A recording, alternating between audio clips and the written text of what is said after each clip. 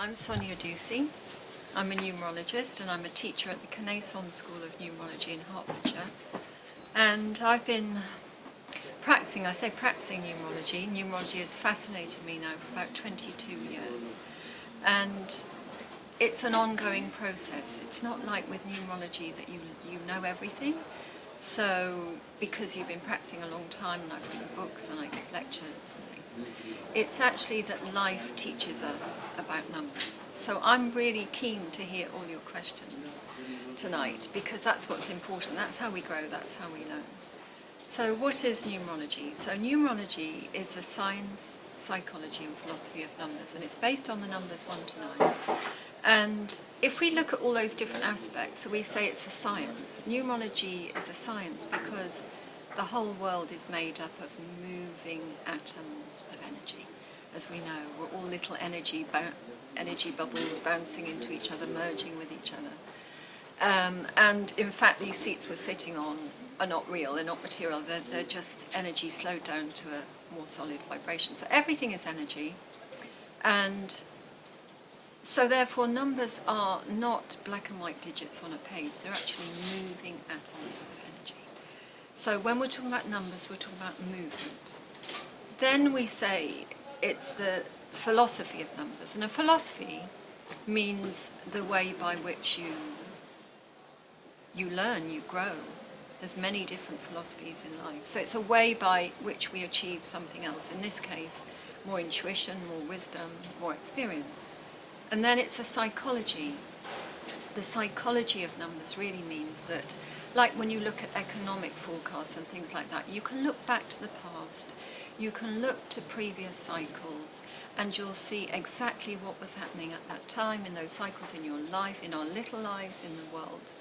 And we can learn from those cycles, but that's about going back. And then there's a fourth element to numerology, and that's all about using the intuition or going into the unknown. And that's really what I want to focus on tonight. That's how I started. It's not that I know everything about number or numerology or know a lot. It's that I'm here learning each moment, each day, about how these wonderful number cycles influence our lives. So then we have to go back to the zero, and the zero is the potential, and the potential for everything and nothing. Everything comes out of the void. It's a bit like, have you heard that the melting pot, everything goes into the melting pot, it goes back to zero, because we take our next experience out of that potential. So yeah, so all the numbers 1 to 9 are actually materialized out of the zero. So we clearly know that the numbers 1 to 9 govern life. They govern everything from economics to the time of birth, the date of birth, cycles, birth and death. Everything goes in cycles. And we also know that these cycles repeat themselves over and over again. And we say we give them a number, the numbers 1 to 9, but the numbers 1 to 9 are really a blueprint for for the kinds of experience we can create out of that cycle of movement of energy. We go back to energy, we're going back to the void, we're going back to the nothing. So the numbers 1 to 9, so for example, this year we're in 2015, which adds up to an 8. And so we're going to look at how the last time we were in an 8 cycle, that might be influencing us now, and how we can actually make our future potential out of that 8 cycle to recreate things so we don't repeat the past or repeat past mistakes, and we can also tap into its future potential by going into this void. So where is the void in the numbers? Any ideas where the void is? In the center. In the center, yeah. Within? In the space, in the nothing. This air is full of energy, this air is full of movement. So we go inside within ourselves and we connect with intuition. And that's the other ingredient that we need in order to be able to give a numerology reading or to really allow the numbers to speak to us. We need intuition. And that can be as simple as like when you go into an art gallery and you gaze at a painting, and as you gaze, that painting takes you deeper and deeper and then suddenly you've lost the room, you don't remember who you are, you can't feel your body, you're actually out of time and space, as we say, and you're in the void, you're in the energy behind the physical, and that's what we're looking at with numbers. When we look at numbers, we gaze, and somehow just by, not through the internet, not like saying number 1 is a new beginning or number 6 is for relationship or whatever, we're not looking at it like that. We're actually looking at it anew, so that that number, whether it's a date or the birth date or a personality number, is going to give us the information that we need at that moment in time. So it's very important to be very fluid with numbers. Okay, so what is numerology used for? It can be used to help somebody understand more about their behaviour. It can actually be applied to connect with a deeper soul purpose of an individual's lifetime. And we say one little lifetime is a short time, as we know. But there is plenty of time to learn those deeper lessons. And then, so the personality number is taken from the day in the month you were born on. The life path number is taken up when you add up the whole date of birth. So they're different vibrations with a different purpose. And again, we're using the same numbers, but in a different way, to look at something different. And then we look at the birth names and we transcribe them into numbers using the alphabet to actually use A equals 1, B equals 2, C equals 3, and we transcribe them. And they're vibrations. So numbers are actually sound vibrations. We keep coming back to energy, keep coming back to movement. Everything is movement. You know, our heart's always beating, the air's always blowing. Everything in life is movement. So we follow these cycles 1 to 9, and they're going to give us a tremendous amount of information about life. So we can apply numerology to our personal birth chart. That's our names, our full names on our birth certificate, or sometimes pet names, stage names, business names. Everything can be explored through the use of numerology. And we can also apply numerology to a general date or to any kind of situation that's happening in the world. So it literally links us with the past, with the present, with the potential for the future.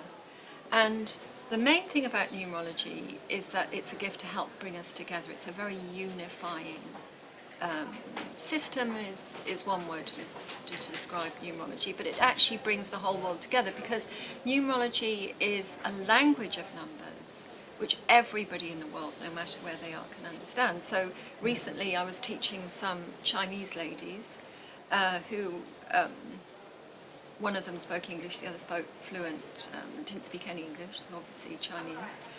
And they, but yet through looking at the numbers when we were working together, the lady really had a very good understanding about what was being said. So it's a very unifying system.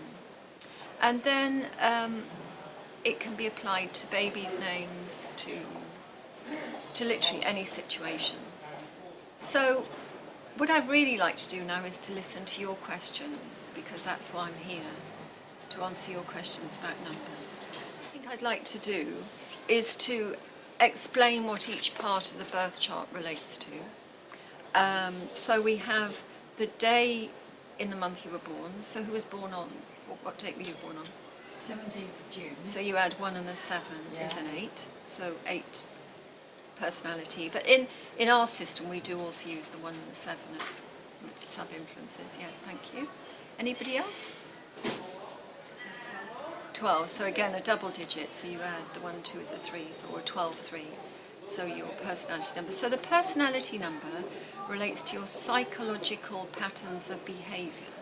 It relates to your childhood conditioning, and as we know, through understanding, through working on ourselves, through personal development, you can help to release some of those limiting patterns that we picked up in childhood. The next number that we'd like to look at is the life path number, so that's adding up the whole date of birth. And that number is what's called our soul aspiration. People often refer to that as the life purpose number, something that's going to give, or some people call it the fate number, something that's going to give you a direction in life. But this soul number is actually about connecting with the inner light, the light of the soul within ourselves. It's about something deeper. So we have two different aspects of the chart already that actually come together. So the inner and the outer every day are going to work together. Okay, and then we have what's called the soul urge number, which is taken from the full vowels in the names on your birth certificate. And that looks at, if you believe it, past life patterns, or let's say deep entrenched patterns within your soul, the journey of your soul. And it will give you gifts that you've brought back to give you clarity about life. And then the final number, which is adding up all the names on your birth certificate, that's called the overall self-expression number. And that is very much about all the journey of your soul to date. Everything you've learned, all the wisdom is contained within that number. So it's very much going to help you in relationships, in your career, and certainly give you some very strong gifts that you've used in the past that you can apply. You know, sometimes we don't know where gifts come from. People say, it's not in my family. Where does that come from? Actually can come from that overall self-expression number. And then the idea of using the whole chart then becomes a blending, a bit like looking at a painting. You're not going to look at just one part over there, you're going to look at the whole painting. And that's going to then be absorbed into your intuition, into your consciousness, and it's going to give you an overall picture, or a very good, I don't do prediction, it's what's called a very good weather forecast as well, about what the kind of journey you may have in this lifetime. And then we have what's called the personal year number, which changes each year, and again it's based on the numbers 1 to 9, and it's going to give you a flavour for the year. So we can say some years are richer in expansion, some years in contraction, some years in a deeper emotionally, you know, so we have physical, emotional, mental, spiritual aspects of numbers. So for example, the number 2 is more sensitive emotionally, more intuitive, more open. The number 4 might be more practical, but it's also got a very strong mind and will to be able to carry and endure. So each cycle brings something new. And then we actually look at the collective year number, which we know is 2015. If you look at the number 15, it's the number for choice and change. It's all about community. It's looking at the bigger picture. The other side of the number 6 is very much to do with glamour, what's on the surface, do I feel good, do I look good, which is all great because that's part of life. But we know that life can be empty unless we do connect with that inner aspect, which is the soul. So the idea of the 6 is community. If you look at everything that's going on in Europe, very strongly trying to keep Europe together, which is very important. It's a very, potentially very good example of brotherhood, Europe. Pulling together, helping each other through difficult times in order to reach harmony, which is the number 6 year room. And then the other thing about numbers, we have to, you know, people can use it in a black and white way where they say, oh, I'm in an 8 cycle, it's good for buying a property or for money. Yes, it is, and it is potentially good for those things. But we don't go and buy a property. Okay, what I was going to say is we don't necessarily go and buy a property in an 8 cycle. We might reevaluate and let go of all the reasons why we're not buying that property. It's all about taking responsibility and reevaluating and cleansing the past, clearing the past, and becoming stronger as a person. So it's best not to look at things in a black and white way. And then we have people, for example, who work in the media. If you look at David Cameron, or you look at Obama, or you look at anybody who takes a very strong leadership role, we know that collectively we have put those leaders in place, and collectively those leaders are representations of the energy of what's going on at any moment in time. So it's not like, so you very much read perhaps somebody saying, oh, I can change the world. You know, when you're young you think you're going to change the world, but change only happens as a group. Change only happens collectively. We're one soul, humanity, and this idea that we're separate is a very old idea. We're coming out of the Piscean age into the Aquarian age of brotherhood, so we need to realise that yes, it's great to have leaders, but they're working together with people seen and unseen.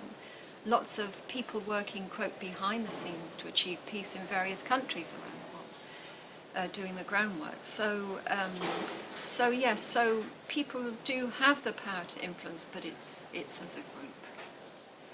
Okay, so we know that everything, all the cycles move through us in 1 to 9, and those then form a blueprint for life. So what I would like you to do is to just take a minute, take a second, to kind of go within and think of some situation in your life that's actually resolved. It could be something earlier on in life, but preferably something, it's not a situation now, it's something that's already happened, okay? So picture it clearly in your mind. We could also take a collective situation as well.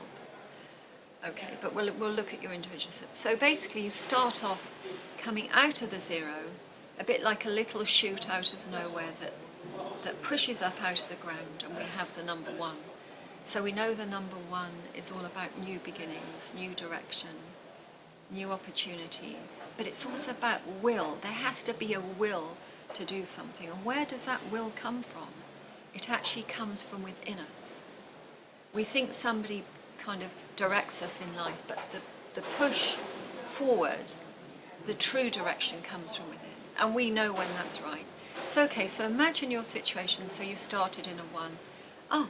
So let's go for something. So you started something. And then you went into a 2 cycle, or 2 cycle moved through you. And then you weighed up the situation. There might have been a confrontation during that situation in a 2 cycle. And you may have collaborated with others to achieve an aim. But you were weighing up, you were open and receptive, but still working on the idea that you had in the number 1. And then you reach the number 3. And 3 is all about reflection. Now let me reflect on that original idea. What was that about? Did I get the idea right? Is it right in my head? So they're trying to reflect, to recognize what needs to be done. And you've heard the saying, the Trinity in numbers, like we have lucky numbers, like the number 7's often described as lucky, the number 3, but particularly the Trinity is very strongly associated with number 3, luck, because everything is born out of the 3 or the Trinity. But 3 is, we say 3 in 1. So by the time you get to number 3, you're still playing around with an idea. So whatever happened in your life, there might have been some confusion, chaos, disorganization, or perhaps there was a lot of creative input, but you were trying to bring it together. And then in cycle 4, suddenly something took hold. It's a bit like a shoot has just got its strength and it's starting to take, as we say. The idea has grounded.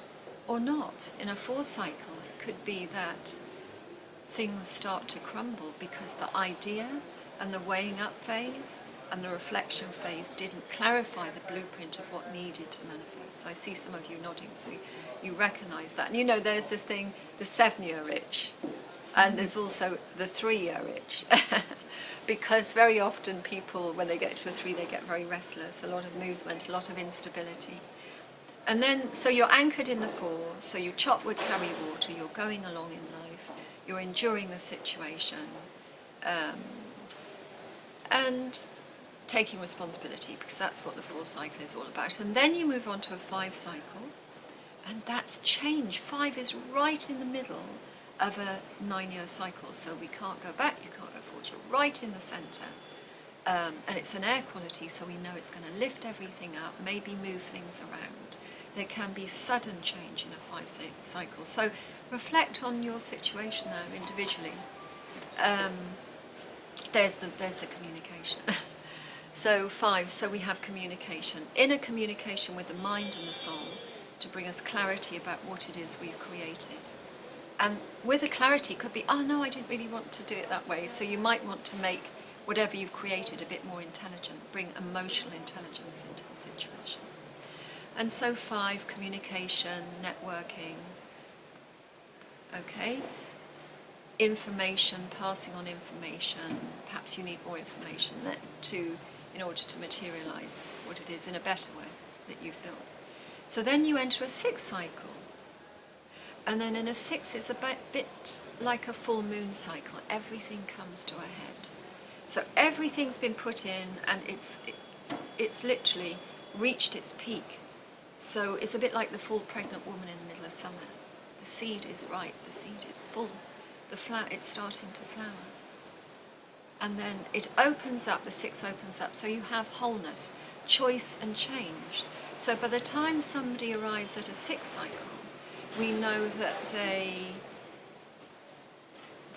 really need to take a step back and look at what it is they've created. But the other side of a 6, which can be self-obsession, going in and in and in, you know, so trying to create perfection in the situation. And as we know, perfection doesn't exist. So then you get sudden explosions of emotion, heartbreak, or things, particularly marriage, children, family, relationship, friendships, communities. We know 6 is to do with also the other side, glamour, everything that makes us feel good and want to be good and look good and feel good. So that's all great. That's glamour as part of society. But as I said, it's about somehow turning from the outer world in a 6 cycle, turning within to connect with the soul and the higher concept, and offering all our gifts. So look in this last 6 years what I've done. I've created a great family life. I've got great friends around me. I've moved countries, look where I am, or I've created this great business. And then suddenly, where do you go to then? If the cup is full, where do you go to? So then you enter a 7 cycle.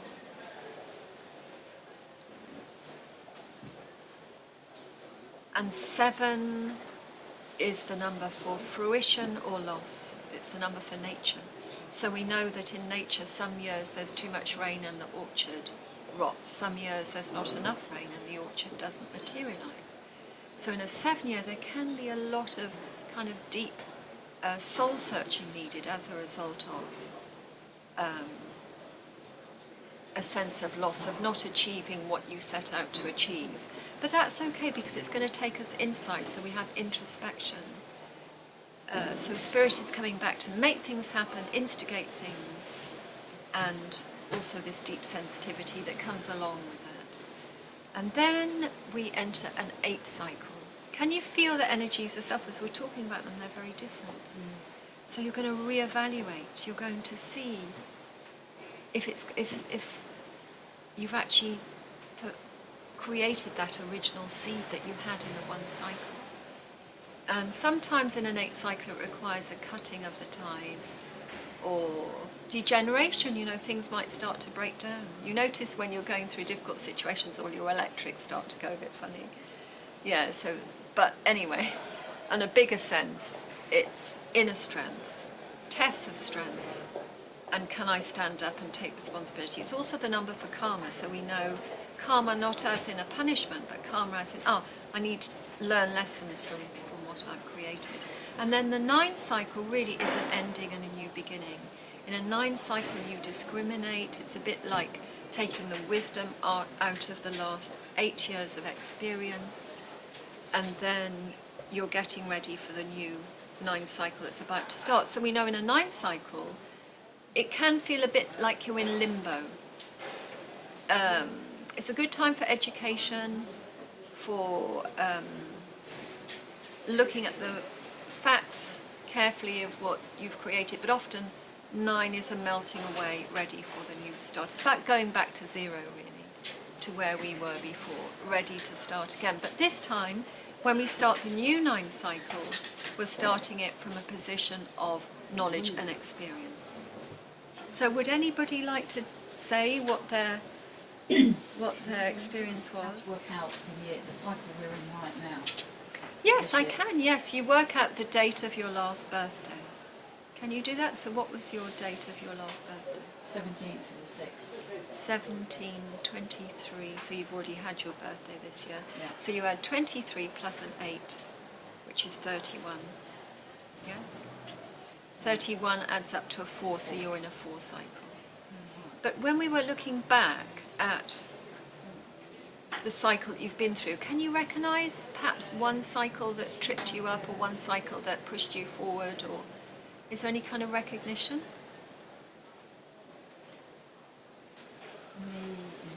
Going back to 2006, it was a sort of new beginnings for me. And now this year it's a time of change. So the 4 is to do with structure and Yeah. consolidation. So it's about, have you built the right structure, and in the last 3 years, did you get the blueprint right for the structure to be laid? Four can be a very passionate energy when it's all to do with security. So it's a difficult one because also the 4 needs to break open and take risks, because you can get too stuck in the past and too stuck in the routine and the structure. Yeah, interesting, because I lost my job in March. Right, so that was created out of that 4 needing to break open. On the 13th, Friday the 13th. There you go, so you've got another 4, yes. So the numbers do repeat themselves. It's clever.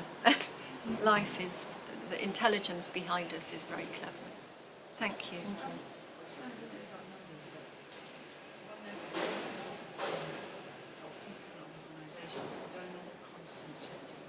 Yes, absolutely.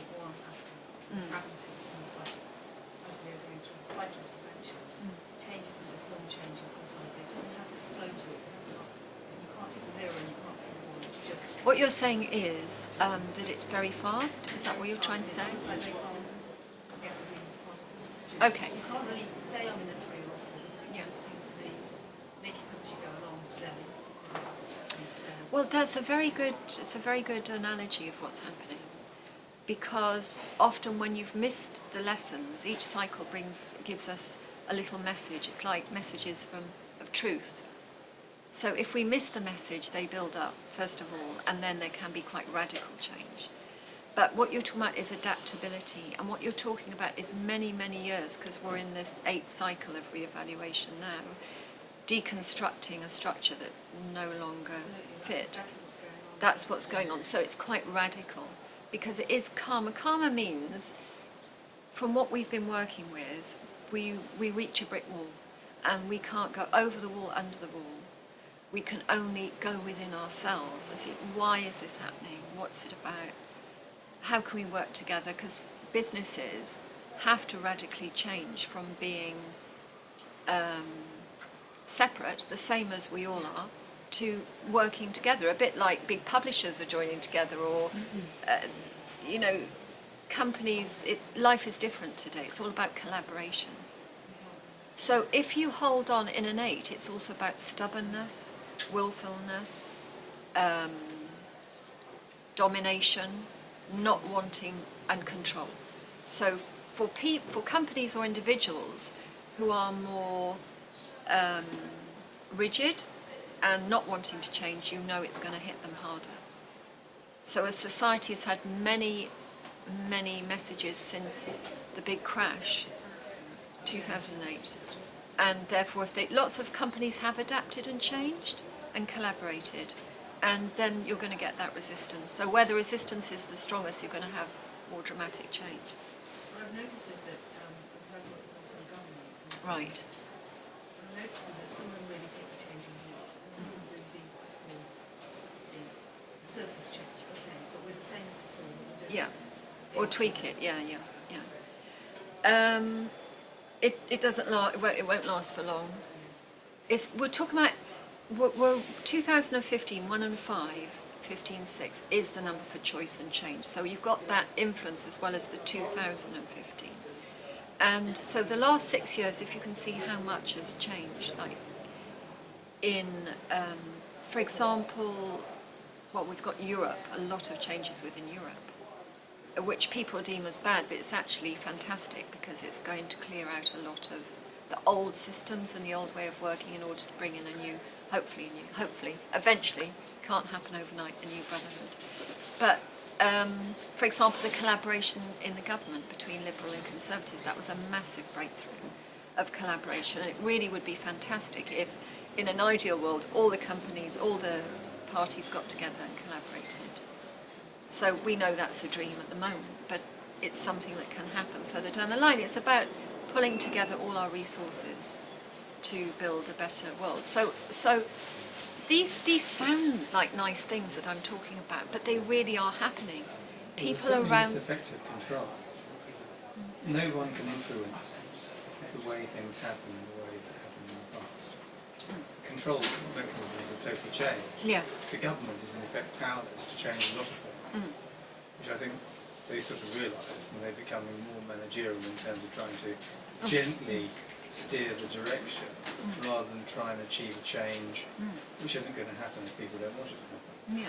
And I think if you see the way the governments have worked and what's happened on the international stage, it becomes harder and harder for anyone to actually influence the outcome of events if the majority of the people don't want to go in that direction. It's wonderful, absolutely, absolutely. And are taking their own responsibility how they've created something. Yeah, yeah. Well, we saw that a little bit with, I think Obama, didn't we, in the States, where for a while he won the Nobel Peace. Not meaning to look at anyone in particular. Should I wait a minute?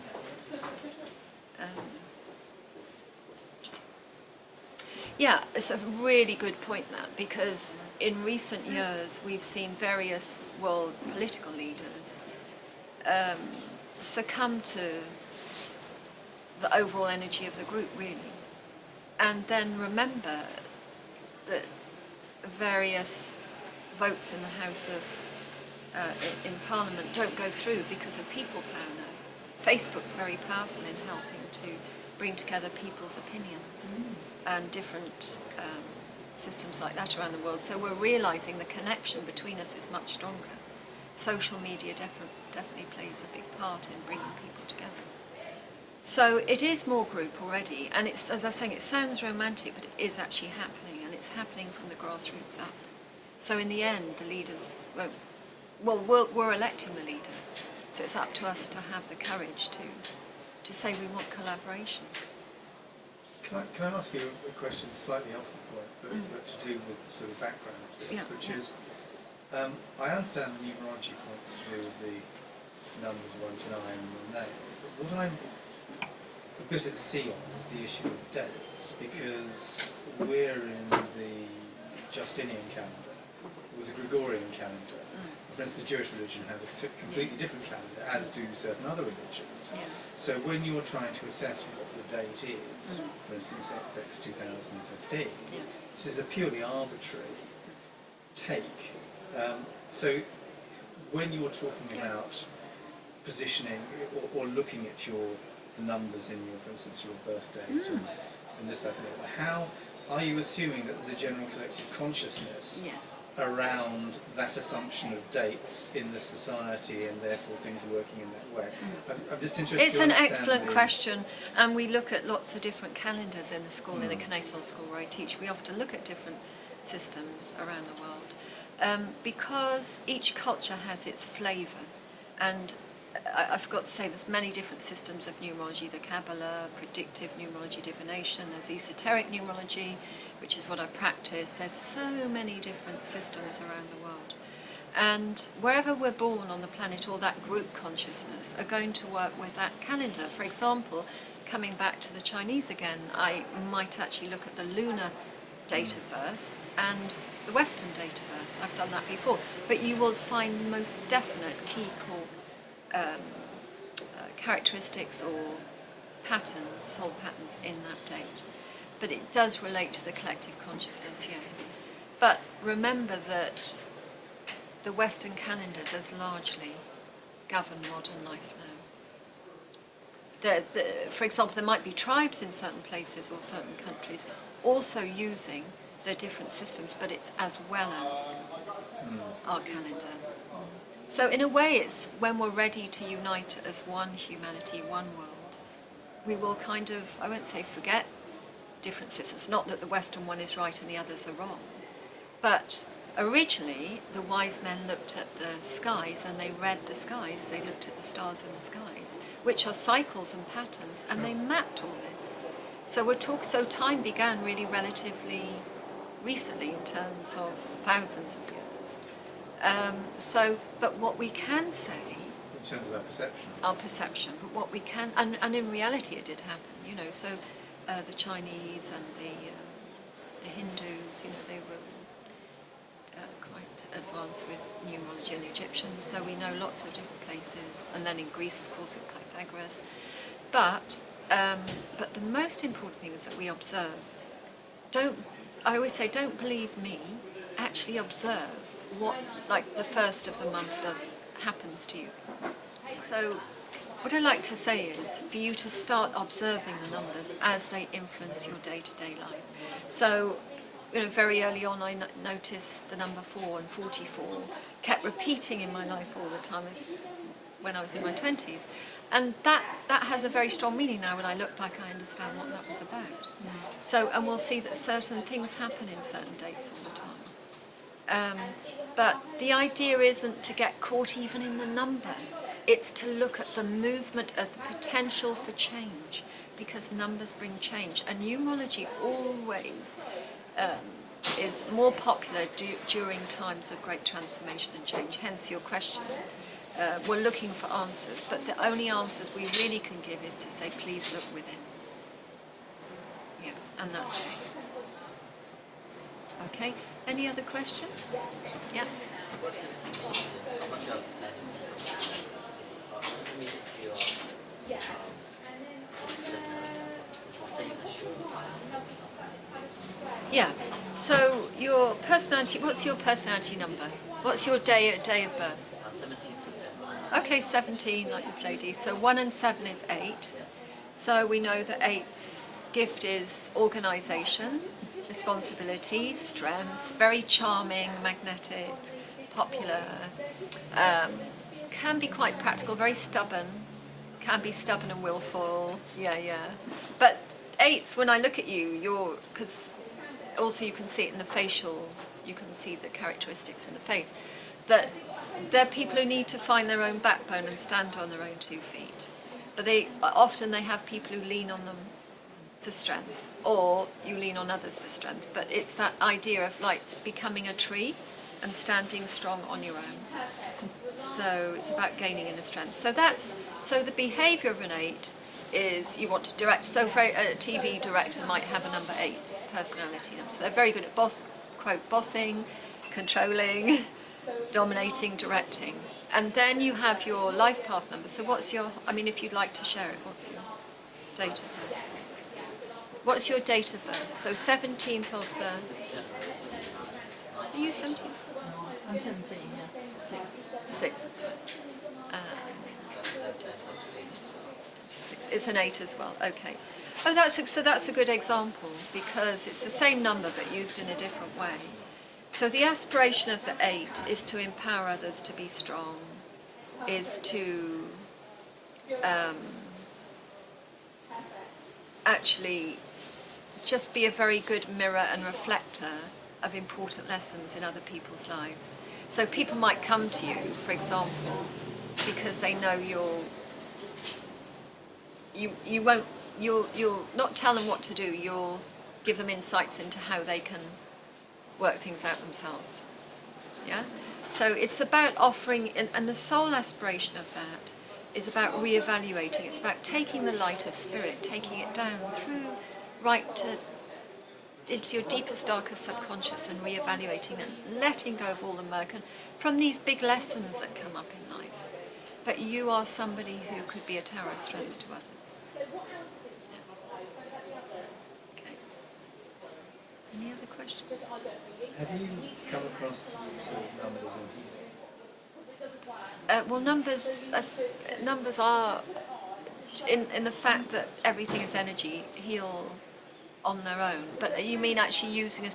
Yeah, for example, I noticed a very famous organic juice company, under their lid they had a Star of David, which nobody had seen, and I pointed it out and rang the manufacturer up, and 6 is to do with harmony. So in terms of healing and harmony and keeping food preservation, yes, 6 helps to keep everything. It could actually even perhaps preserve that product longer with a number 6. Excuse me. Equally, the 6 has to internalise, so it could get more frustrated with the lack of perfection. But yes, so numbers can be used for healing, because we look at all the chakra numbers. We have that's what we teach at the school, about different chakras on an esoteric level and a physical level. Well, I happen to be a Dowser healer, and I use numbers to heal people. So whatever I may do, depending on the circumstances. So if there's something particularly wrong, I will dowse for a number, which I will then write, and I will apply it to the person Okay. physically in a particular place, wherever I find it's appropriate. On a piece of paper, you mean? On a sticker. On a sticker. On a okay. sticker. So did we hear that? So, So, for instance, if I might get a 3-digit number, I might Yeah, get yeah. an 8-digit Yeah, number. yeah. Sort of working from left to right. So it'd be good for you to know what you're doing. Well, because the person intuitive. tells me what the number is. Oh. Yeah, yeah, I Be- understand. because You, of the you read dowsing. their energy. So yeah, yeah. I'm reading their energy, Yeah, yeah. and they tell me the number they need. Okay.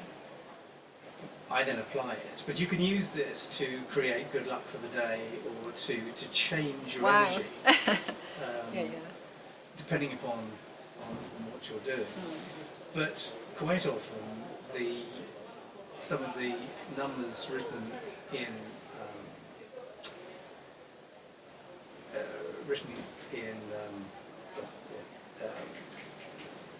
written in Israeli, Yeah. they're actually more powerful than the equivalent written For in you. Arabic. Okay, but that's for you. Yes, Yeah, well, for as you. it Yeah. happens that when you For work you, out no. the energy levels. Did you hear this? This gentleman he douses for the right number during healing sessions, and then he applies it to a sticker on a certain part of the body. And you were saying how Well, sometimes you might use, depending upon the circumstance, not always the case, Yeah, yeah. but for a particular case, you might find that the Israeli script for number 8 might be more powerful than the 8 written in Okay. Arabic script. But It's a question of the form, Okay. but also words have power in a similar way, but they're not as useful, because numbers tend to encapsulate yeah, yeah. their own energies in a very, very defined way. But words are energies. Words are vibrations, exactly, and they do transcribe to numerology. So I think it's whatever speaks to you. You know, it's whatever's that works for you. But if we visualize a number, we don't even need to write it. If you visualize a number now in your mind, that's going to influence your energy right now. But we're seeing numbers all the time. We're seeing words all the time. But that's wonderful. I mean, that's great. If it works, that's brilliant.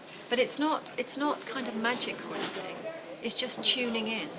You know, if we think that's a bit mystical, it's tuning in to an energy. But Let me put it another way.